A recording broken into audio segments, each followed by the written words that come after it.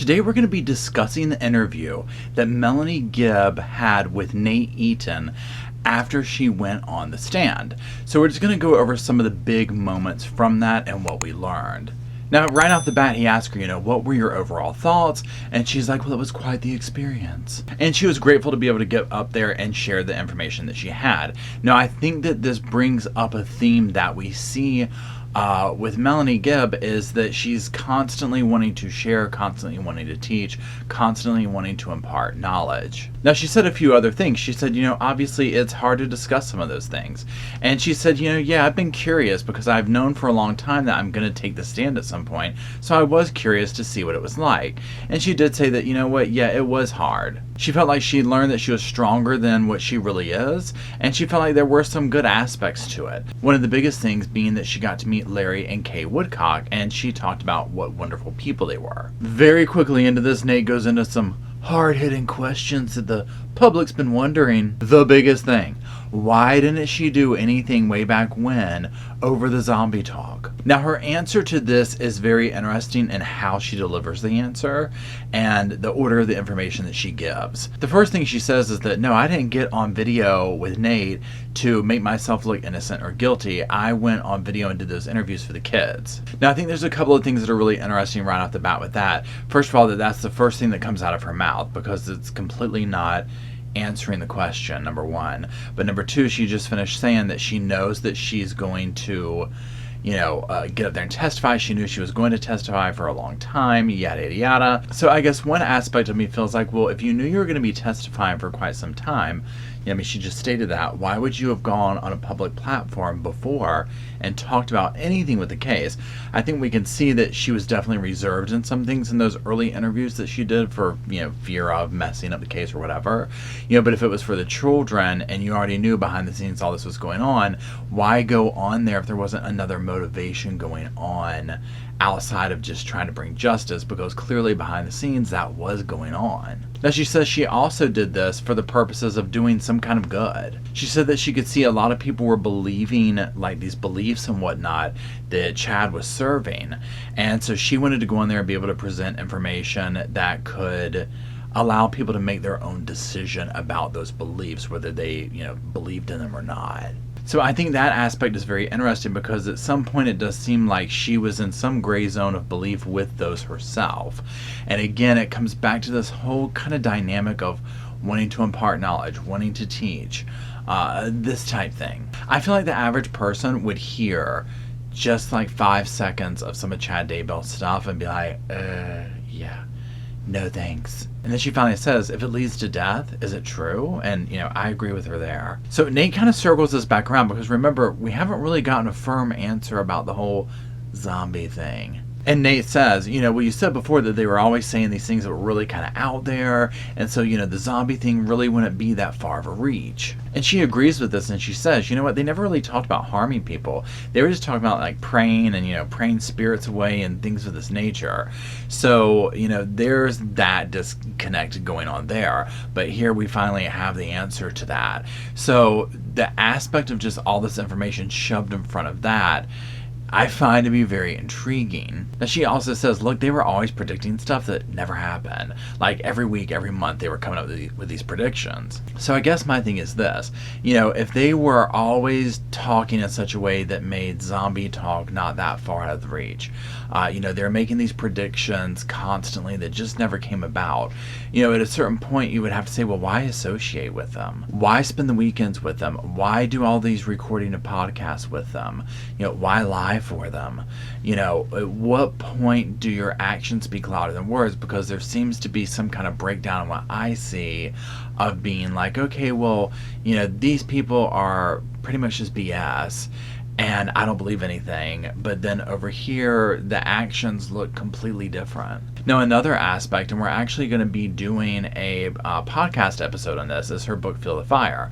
We're going to be doing a book review, so look out for that. But, just reading that, you can tell she's very hungry to tell the story about the scriptures, how they changed her life, and that's all fine and dandy. It all comes back to this, wanting to impart knowledge, so on and so forth. Well, a concern that I think that I kind of see with, number one with myself that I have, but other people talking, is, okay, why should we believe believe these things if you're so willing to passively go along with someone whose beliefs you're now saying, that stuff, they were never right, that wasn't ever real. It just kind of makes one question the authenticity. Now then Nate brings up this other huge question that people are asking about. We're all still here. The 22nd came and it went. And he's like, what do you think Chad and Lori are thinking? And immediately she's like, I never even heard of this July date. Their biggest date was like in August sometime. And she's like, they got that from other sources, meaning the half hour of silence in heaven that the scriptures talk about, and when you did the math and it equaled 20.8 years, which, in the opinion of some and others, fell into August. And at this point, I was like, Nate, please ask her, what is your opinion? What is your opinion, Melanie? Because this is where there's this blurry line. Now, again, we have some of the stuff that she's, it aligns itself with, say, the LDS teachings, and that's fine. And then you have Chad's stuff over here, and this very muddled, gray zone that he created.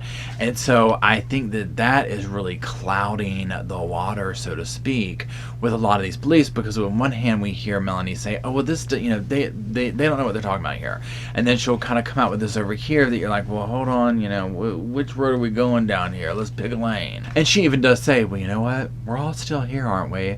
So it kind of makes you think, okay, maybe she's not going down that road of belief with them. And then she offers up kind of like an excuse for them.